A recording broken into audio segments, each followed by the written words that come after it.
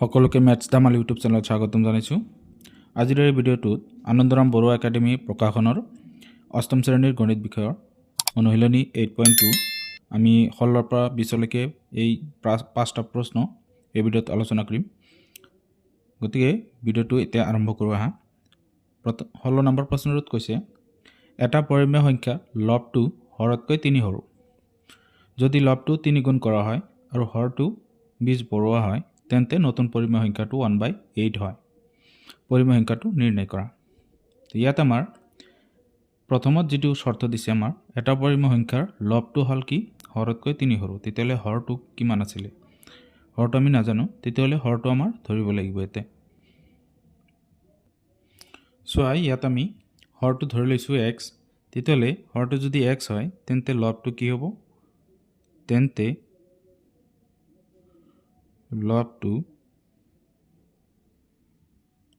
লবটো হ'ব আমাৰ যেহেতু হৰতকৈ 3 সৰু তেতিয়ালে x - 3 এটো হ'ব আমাৰ লব। এতিয়া চোৱা আমি তেতিয়ালে পৰিমেয় সংখ্যাটো কি পাম? এতেকে পৰিমেয় সংখ্যাটো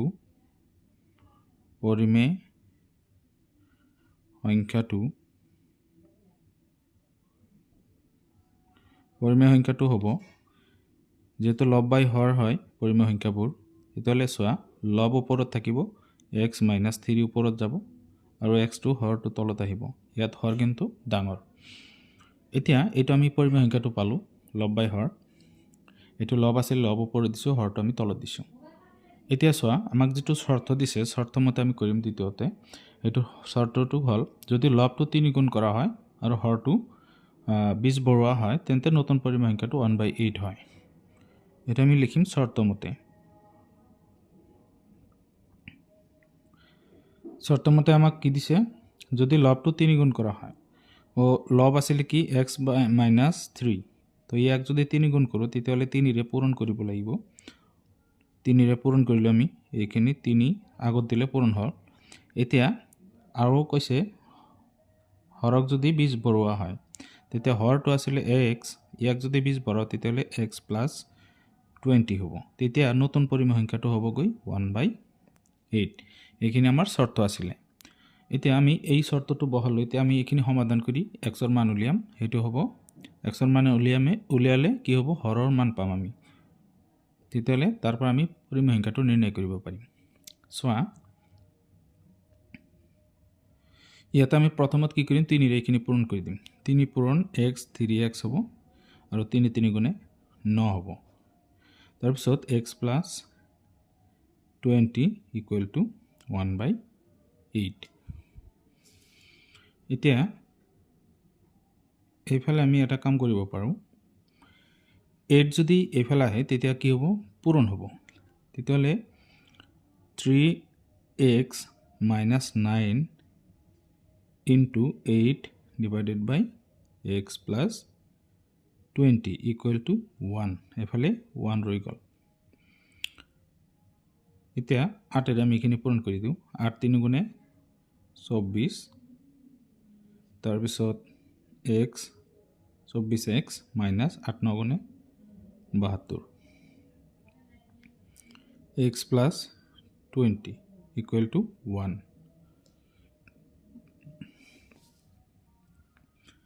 এতিয়া চোৱা ইয়াতে আমি এই গোটেইখিনি বস্তু এইখিনি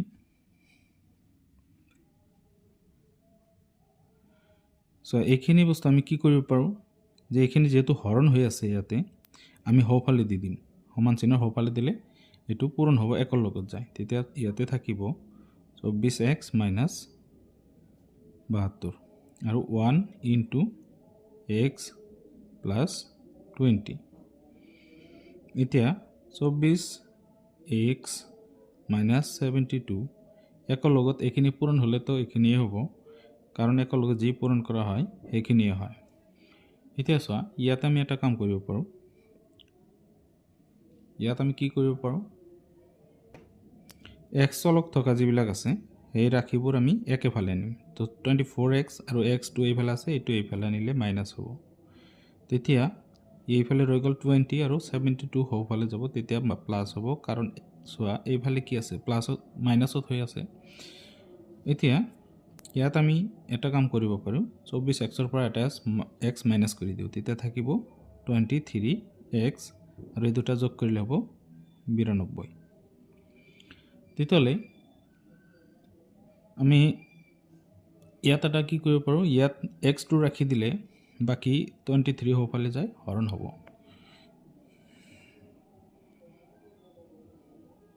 এতিয়া আমি ইয়াতে x ৰাখি দিলোঁ 92 divided by 23 তেতিয়াহ'লে x ৰ মান আমি কি পাম 23 92 ৰ ভিতৰত হৰণ কিমান বাৰ যাব 23 এৰে হৰণ কৰা 4 বাৰ দিলোঁ 4 3 গুণ 12 হাতত 1 4 2 গুণ 8 একে 9 তেতিয়াহ'লে 4 বাৰ হৰণ যাব তো ইয়াত আমি 4 পালোঁ 4 যদি পাইছোঁ তেতিয়াহ'লে আমাৰ পৰিমেয় সংখ্যাটো কি হ'ব ইয়াত আমাৰ পৰিমেয় সংখ্যাটো x ৰ মান যেটো পাইছোঁ আমি এতেকে পৰিমেয়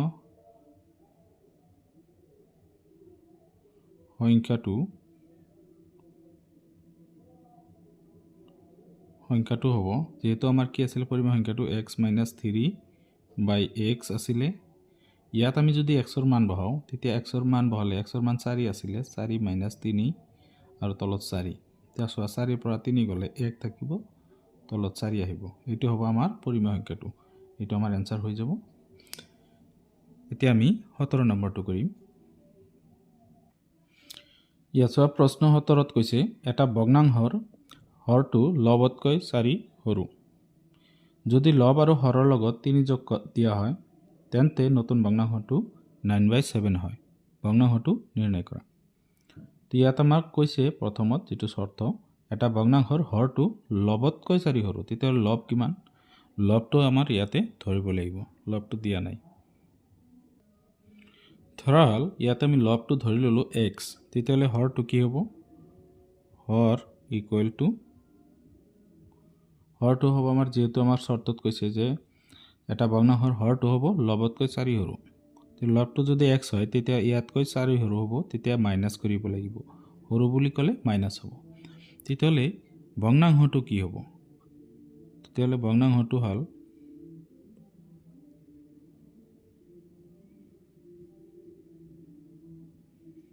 লব বাই হৰ তেতিয়া লব হল x হৰটো হ'ব x - 4 এটো হল ভগ্নাংশটো এতিয়া আমাৰ দ্বিতীয় শৰ্ত আছে তাই হেতুত কৈছে যদি লব আৰু হৰৰ লগত 3 যোগ দিয়া হয় তেন্তে নতুন ভগ্নাংশটো 9/7 হয় এটো হ'ব শর্ত মতে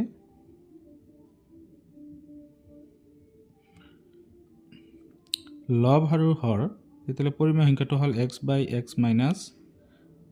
4 এটো হল ভগ্নাংশটো তো ইয়াৰ লগত আমি এইটোৰ লগত আৰু তলৰ হৰৰ লগত লব আৰু হৰৰ লগত প্ৰত্যেকৰ লগত যদি 3 যোগ দিও 3 যোগ দিলে তেতিয়া নতুন ভগ্নাংশটো যেটো হ'ব হেতু হ'ব গৈ 9/7 তেতিয়ালে এটো হল শর্ত এটা আমি ইয়াতে সমাধান কৰি x ৰ মান উলিয়াম সো x + 3 ইয়াতে আমাৰ 3 আৰু 4 হল মাইনাসত 3 হল প্লাসত তেতিয়ালে 4 পৰা 3 বাদ গলে -1 থাকিব x - 1 9/7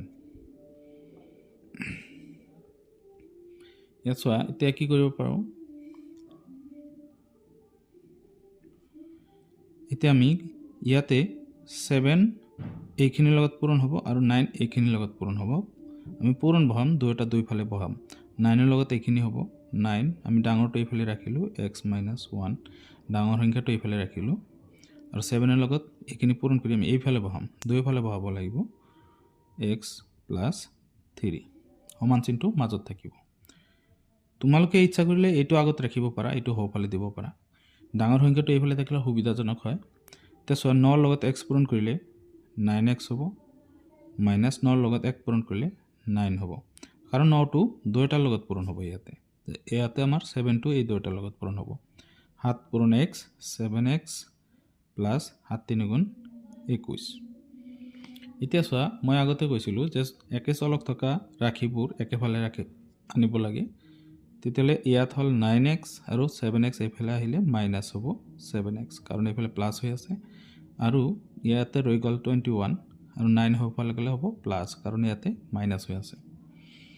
এতিয়া আমি কি কৰিব পাৰোঁ চোৱা, 9xৰ পৰা যদি আমি 7x মাইনাছ কৰি দিওঁ তেতিয়া আমাৰ থাকিব 2x।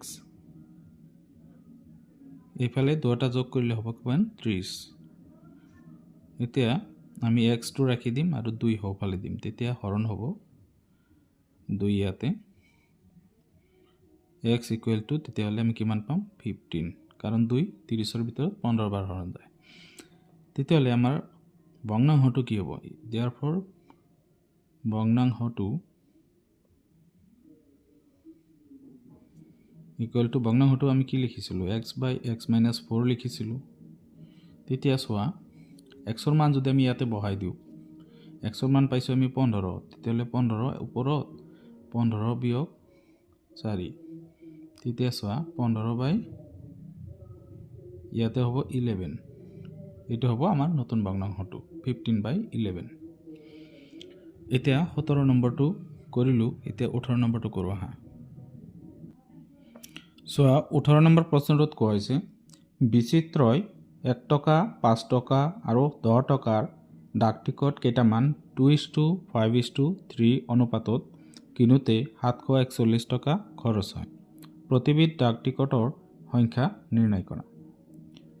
তেতিয়াহ'লে ইয়াত চোৱা 1 টকা 5 টকা আৰু 10 টকা ডাক টিকট কিনিছিল কিমানটাকৈ 2:5:3 অনুপাতত। তেতিয়াহ'লে কোনটো ডাক টিকট কিমান আছিলে সেইটো আমাৰ নিৰ্ণয় কৰিব লাগে। চোৱা 1 টকা 5 টকা আৰু 10 টকাৰ ডাক টিকটৰ অনুপাত 2:5:3 আছিলে, এইখিনি আমি লিখিলোঁ। এতিয়া 1 টকাৰ ডাক টিকট কিমান আছিলে বা 5 টকাৰ ডাক টিকট কিমান আছিলে আৰু 10 টকাৰ ডাক টিকট কিমান আছিলে সেইটো আমি ধৰি ল'ম। ধৰা হ'ল প্ৰতিবিধ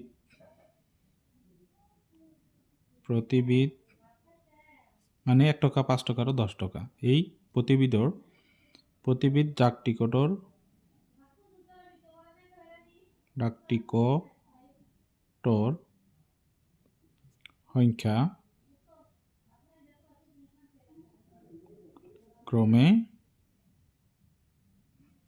ক্ৰমে আমি লিখিম 2x, অকল ইয়াৰ লগত x লগাই যাম, 5x, 1 টকাৰ আছিলে 2x, 5 টকাৰ আছিলে 5x আৰু 10 টকাৰ আছিলে 3x টা। ডাক টিকটৰ সংখ্যা ইমানটা আছিলে। এতিয়া প্ৰতিবিধত কিমান টকাকৈ গৈছিল, 2x টা ডাক টিকটত কিমান খৰচ হৈছিল সেই খৰচখিনি আমি লিখিম। এতিয়া চোৱা 1 টকাৰ ডাক টিকটত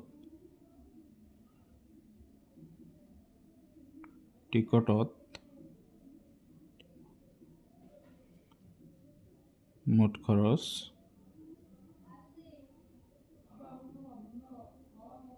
তেতিয়া কি হ'ব, 1 টকাৰ ডাক টিকট আছিলে 2x টা, ইয়াৰ লগত 1 পূৰণ কৰিলে গোটেইখিনি আমাৰ টকা হৈ যাব, তেতিয়া 2x টকা হ'ব। তাৰপিছত 5 টকাৰ ডাক টিকটত মুঠ খৰচ ইয়াতে কিমান হ'ব, 5 টকাৰ কিমানটা আছিলে, 5 টকাৰ আছিলে 5x টা, তেতিয়াহ'লে 5x × 5, তেতিয়াহ'লে ইয়াত খৰচ হ'ব 5×5 = 25x টকা। তাৰপিছত 10 টকাৰ ডাক টিকটত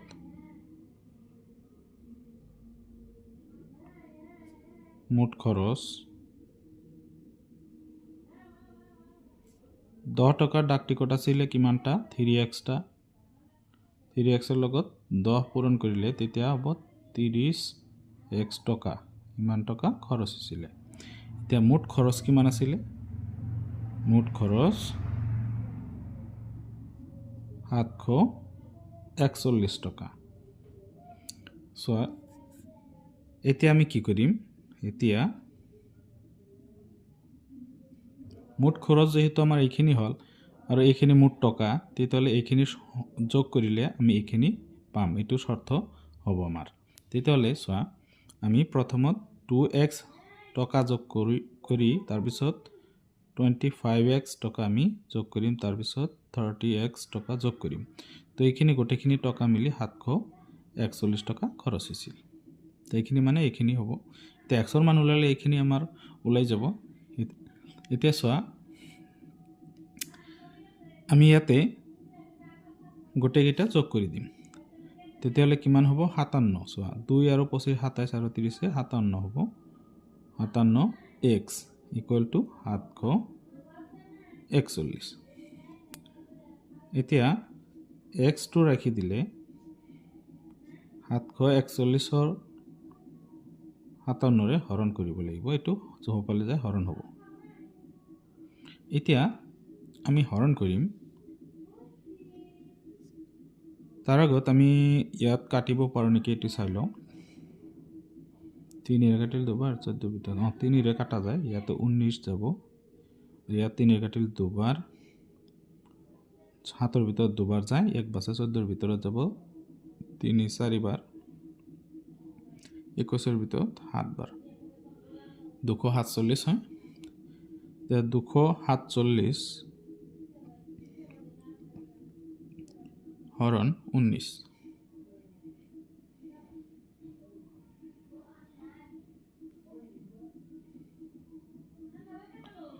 চোৱা কিমান বাৰ যায় আছে আমি চাই লওঁ এইটো 19ৰে হৰণ কৰিলে 24ৰ ভিতৰত এবাৰ তেতিয়াহ'লে 19 4ৰ পৰা 9 নাযায় এক ধাৰ কৰা 14ৰ পৰা 9 গ'লে 5 আৰু 7 57 তেতিয়া 3 বাৰ যাব 3 13 বাৰ হৰণ যাব তেতিয়াহ'লে এইখিনি ইয়াত 13 বাৰ হৰণ যায় আছে xৰ মানটো আমি পাম 13 xৰ মান যদি 13 পাওঁ তেতিয়াহ'লে প্ৰতিবিধ টিকটৰ পৰিমাণ কিমান এতেকে 1 টকাৰ ডাক টিকটৰ সংখ্যা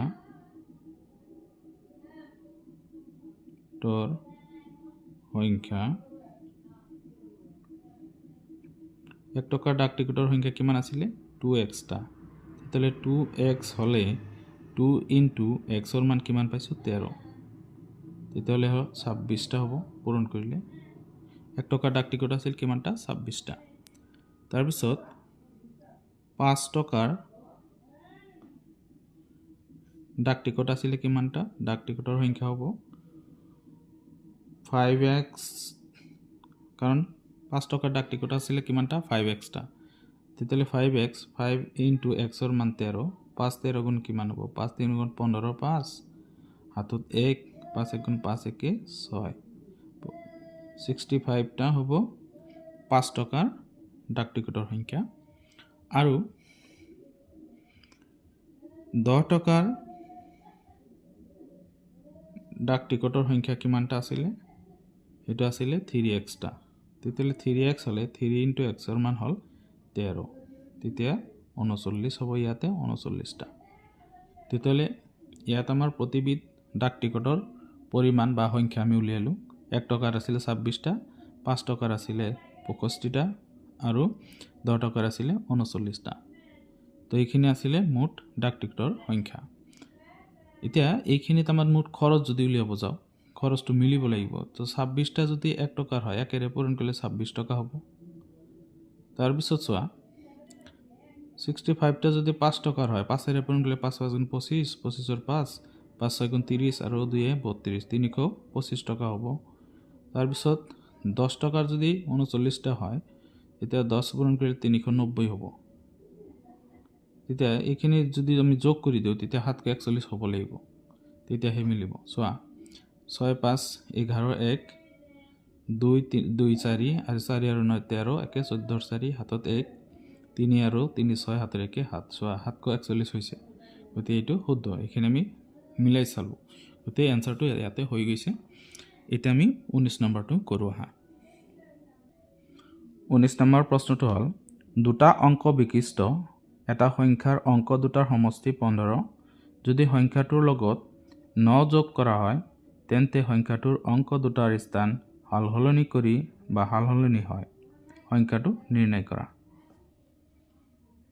চোৱা ইয়াত আমাক কি কৈছে যে দুটা অংক বিশিষ্ট সংখ্যাটোৰ যি দুটা অংক থাকিব সেই দুটাৰ যোগ কৰিলে হয় 15 এতিয়া দুটা অংক বিশিষ্ট সংখ্যা কি কি আমি যদি ধৰি লওঁ যেনেকৈ আমাৰ হেৰি আছে 9 ৰ ওপৰত সবকেইটাই হ'ব 10 1 আৰু 0 আছে গতিকে এইবোৰ হ'ল দুটা অংকযুক্ত যেনেকৈ আমি 12 ধৰিলোঁ 12 ধৰিলে 1 এটা অংক 2 এটা অংক তেতিয়াহ'লে এইটো এটা কি হ'ব দুটা অংকযুক্ত এটা সংখ্যা 12 সংখ্যাটো অংক হ'ল 1 আৰু 2 তেতিয়াহ'লে এই আমি অংক দুটা আমাৰ দিয়া নাই কিন্তু সিহঁতৰ সমষ্টি বা যোগফল দিয়া আছে সেইটো আমি তেতিয়াহ'লে আমি কি কৰিব পাৰোঁ সেইটো আমি লিখি লওঁ প্ৰথমত যে আমি লিখিছোঁ দুটা অংক বিশিষ্ট সংখ্যা এটাৰ অংক দুটাৰ সমষ্টি হ'ল 15 এতিয়া কথাটো হ'ল যে আমি এটা অংক বা একক আৰু দশকৰ অংক আমি এই দুটা সেই অংক পাম চোৱা ইয়াতে 1 আৰু 2 12 হয় 12টো ইয়াতে এককৰ স্থান অংকটো কোনটো হ'ব একক দশক শতক হাজাৰ এনেকৈ লিখিব লাগিব এইটো হ'ল এককৰ স্থানত এইটো হ'ল দশকৰ স্থানত তেতিয়াহ'লে আমাৰ এককৰ স্থান অংকটো আমি ধৰি ল'ম এতেকে ধৰা হ'ল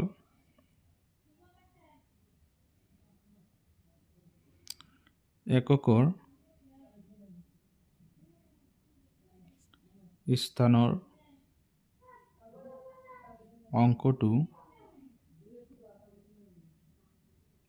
অংকটো আমি ধৰিলোঁ x এককৰ স্থানৰ অংকটো যদি x হয় তেতিয়াহ'লে এতেকে দশকৰ স্থানৰ অংকটো কি হ'ব অংকটো যেহেতু চোৱা ইয়াতে সিহঁতৰ দুটাৰ যোগফল আছিলে 15 তেতিয়া 15ৰ পৰা যদি আমি এককৰ স্থানৰ অংকটো বাদ দিওঁ তেতিয়াহ'লে আমি দশকৰ স্থানৰ অংকটো পাম কাৰণটো এই একক আৰু দশক মিলি আছিল কি যোগ কৰিলে পোৱা গৈছিল 15 তেতিয়াহ'লে এককৰ স্থানৰ অংকটো আমি যদি 15ৰ পৰা বাদ দিওঁ তেতিয়া আমি দশকৰ স্থানৰ অংকটো পাম অৰ্থাৎ এইখিনি হ'ল আমাৰ কি দশকৰ স্থানৰ অংক এতিয়া সংখ্যাটো কি হ'ব এতেকে সংখ্যাটো হ'ল চোৱা দশকৰ স্থানৰ অংকৰ লগত আমাৰ 10 পূৰণ কৰিব লাগিব 10 * 15 - x প্লাছ এককৰ স্থানৰ অংকটো আমি যোগ কৰিব লাগিব তেতিয়াহ'লে এইটো হ'ব আমাৰ কি এইটো আমাৰ সংখ্যাটো হ'ব এতিয়া ইয়াতে যদি আমি 10 ৰে পূৰণ কৰি দিওঁ ইয়াত হ'ব 150 10 ৰে 15ক পূৰণ কৰিলে ইয়াত হ'ব 10x plus x 150 minus 10x ৰ পৰা এটা x বাদ গ'লে ইয়াতে থাকিব 9x গতিকে এইটো হ'ব সংখ্যাটো এতিয়া আমাক যিদৰে শৰ্ত কৈছে শৰ্তমতে আমি কৰিম শৰ্তমতে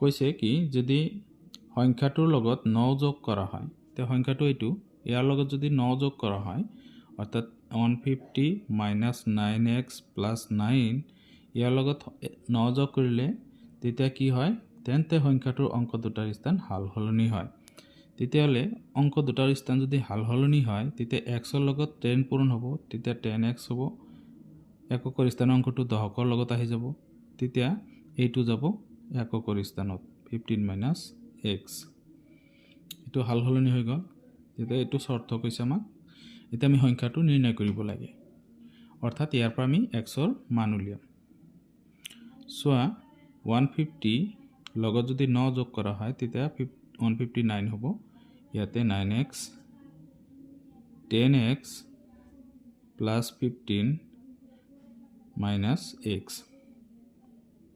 এতিয়া 159 মাইনাছ 9x এতিয়া 10x ৰ পৰা এটা x বাদ গ'লে 9x থাকিব প্লাছ 15 এতিয়া এটা কাম কৰিব পাৰোঁ ইয়াতে আমাৰ 159 আছে আমি 15 ইফালে আনিলে মাইনাছ 15 হ'ব আৰু 9x আছে আৰু এই 9x সফালে গ'লে প্লাছ হ'ব কাৰণ এইফালে মাইনাছ হৈ আছে। এতিয়া চোৱা 159 পৰা যদি আমি 15 বাদ দিওঁ তেতিয়া কিমান থাকিব চোৱা 9 পৰা 5 গ'লে 4 5 পৰা 1 গ'লে 4 আৰু 1 9 আৰু 9 18 হ'ব 18x। এতিয়া ইয়াতে আমাৰ 18 যদি আমি এইফালে দিওঁ তেতিয়া কি হ'ব হৰণ হ'ব 144 18 ইকুৱেল টু x। এইটো আমি এনেকৈ লিখিব পাৰি যে x ইকুৱেল টু 144 ডিভাইড 18। চোৱা কিমান বাৰ হৰণ যায় আছে আমি 2 ইয়াত কটাকটি কৰোঁ বা হৰণ দিওঁ দুটাক 7 আৰু 2 ইয়াতে 9 বাৰ তেতিয়াহ'লে 72 ডিভাইড 9। ইয়াতে চোৱা xৰ মানটো আমি এতিয়া কিমান পাম 9 ইয়াতে হৰণ 8 বাৰ যাব তেতিয়াহ'লে 8 xৰ মান 8 পাই আছোঁ। তেতিয়াহ'লে সংখ্যাটো কি হ'ব therefore xৰ মান যদি 8 হয় সংখ্যাটো আমি লিখিছিলোঁ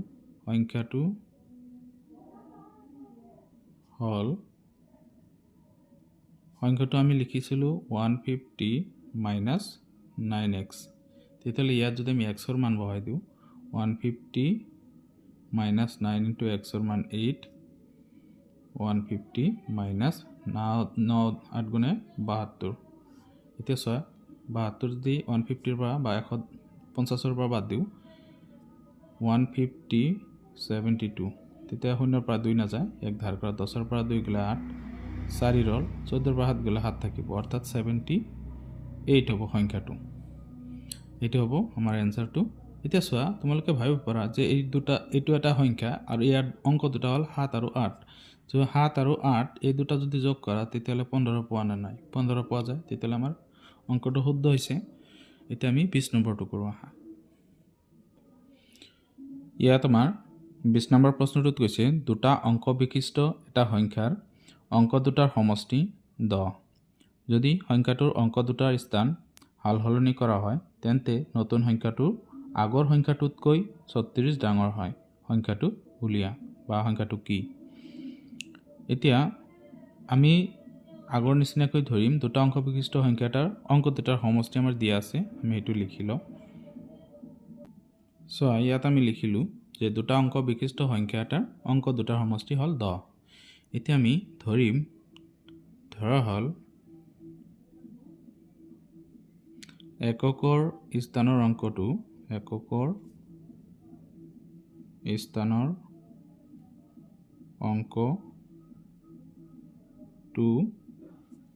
আমি x বুলি ধৰি ল'লোঁ। তেতিয়াহ'লে ইয়াত আমাৰ দশকৰ স্থানৰ অংকটো কি হ'ব দশকৰ স্থানৰ অংকটো চোৱা দশকৰ স্থানৰ অংকটো আমি কেনেকৈ পাম যেহেতু দুটাৰ যোগফল 10 আছিলে তেতিয়াহ'লে 10ৰ পৰা আমি এককৰটো বাদ দিম মাইনাছ কৰি দিলে আমি দশকৰ স্থানৰ অংকটো পাম। এইটো হ'ল দশকৰ স্থানৰ অংকটো এইটো হ'ল এককৰ স্থানৰ অংকটো। এতিয়া আমি সংখ্যাটো লিখিম এতেকে সংখ্যাটো হ'ল সংখ্যাটো কি হ'ব চোৱা এককৰ আৰু দশকৰ স্থানৰ অংকৰ লগত 10 পূৰণ হ'ব আৰু এককৰ লগত 1 পূৰণ হয় 1 পূৰণ নিদিলেও হয় এনে হ'ব। এইটো হ'ল সংখ্যাটো। এতিয়া পূৰণ কৰা চোৱা 10 গুণ 100 আৰু 10ৰ লগত x পূৰণ কৰিলে 10x প্লাছ x 100 মাইনাছ 10xৰ পৰা এটা x বাদ গ'লে তেতিয়া মাইনাছ 9x থাকিব। এইটো হ'ল সংখ্যাটো। এতিয়া আমাক চৰ্তত কৈছে যে যদি সংখ্যাটোৰ অংক দুটাৰ স্থান হাল সলনি কৰা হয় তেন্তে নতুন সংখ্যাটো আগৰ সংখ্যাটোতকৈ 36 ডাঙৰ হয়। চোৱা এতিয়া চৰ্তমতে আমাক কৈছে যে সংখ্যাটো হ'ল আমাৰ 100 মাইনাছ 9x। এই সংখ্যাটোৰ যদি আমি স্থান হাল সলনি কৰোঁ তেতিয়া আগৰ সংখ্যাটো এইটো হ'ল আগৰ সংখ্যাটোতকৈ 36 ডাঙৰ হয়। তেতিয়াহ'লে আমাৰ আগৰ সংখ্যাটো হ'ল এইটো আমি নতুন সংখ্যা বনাম অংক দুটাৰ স্থান সালসলনি কৰি এতিয়া চোৱা এইটো হ'ল দশকৰ স্থানৰ অংক দশকৰ স্থানত কি আহিব x আহিব অৰ্থাৎ এককৰ স্থানৰটো আহিব তেতিয়া কি হ'ব 10x হ'ব প্লাস আৰু এককৰ স্থানত যাব কোনটো 10x - 10 - x এইখিনি হ'ব তেতিয়াহলে ইয়াত কি কৈছে আকৌ 36 ডাঙৰ হয় আকৰ সংখ্যাটোতকৈ এটো 36 ডাঙৰ হয় 36 কোনে ডাঙৰ হয় নতুন সংখ্যাটো ডাঙৰ হয় তেতিয়াহলে এইফালে আমাৰ 36 ডাঙৰ হোৱা বুলি ক'লে তেতিয়াহলে এইফালে যিমান আমি এইফালে বাঢ়াম এটো বাঢ়িব গতিকে 36 ইয়াত আমি যোগ দিব নোৱাৰি 36 ইয়াতে হে যোগ হ'ব 36 এতিয়া চোৱা ইয়াত আমি কি কৰিব পাৰো 136 একৰ লগত 36 যোগ হলে 136 হ'ব -9x নতুন সংখ্যাটো হে ডাঙৰ হৈ আছে তেতিয়াহলে আমি 36 এইফালে দিলো এতিয়া 10x প্লাস 10 - x ইয়াত আমি কি কৰো ইয়াত আমি 136 9x equal to 10x ৰ পৰা এটা x বাদ দিলো তেতিয়া 9x থাকিব প্লাস 10 এতিয়া 136 আৰু 10 এইফালে আহিলে -10 হ'ব equal to আমি কি লিখিম 9x আৰু এই 9x হফালে গলে প্লাস 9x হ'ব এতিয়া 136 ৰ পৰা 10 বাদ দিয়া তেতিয়া 126 থাকিব 18x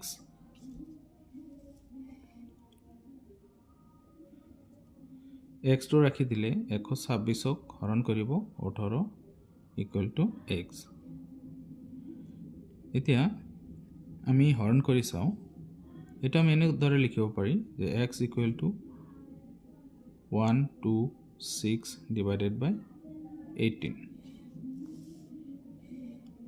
এতিয়া চোৱা 126 হৰণ 18 নাইবাতো আমি এটা কাম কৰিব পাৰো ইয়াত 2 এৰে আমি দুটাক হৰণ কৰিব পাৰি 6 আৰু 3 হ'ব ইয়াত 9 হ'ব তেতিয়াহলে আমি ইয়াত এতিয়া 3 ৰে কাটিলে 3 ইয়াত 3 বাৰ যাব 3 ইয়াতে 21 বাৰ যাব x ৰ মান তেতিয়া কি পাম 21/3 আৰু 3 ইয়াতে 7 বাৰ হৰণ যাব অৰ্থাৎ x ৰ মান আমি 7 পাম x ৰ মান যদি 7 হয় তেতিয়া সংখ্যাটো কি হ'ব therefore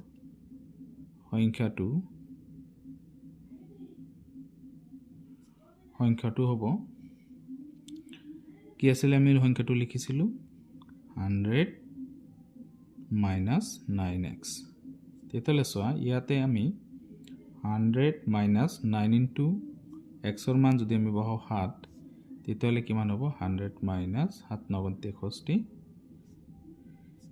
ইয়াৰ পৰা এইখিনি বাদ দিয়া 1 ৰ পৰা যদি আমি এইখিনি বাদ দিও 0 ৰ পৰা 3 নাযায় 1 ধাৰ কৰিলে ইয়াতে 10 হ'ব 10 ৰ পৰা 1 ললে 10 10 ৰ পৰা 3 গলে 7 ইয়াত 9 ৰল 9 ৰ পৰা 3 গলে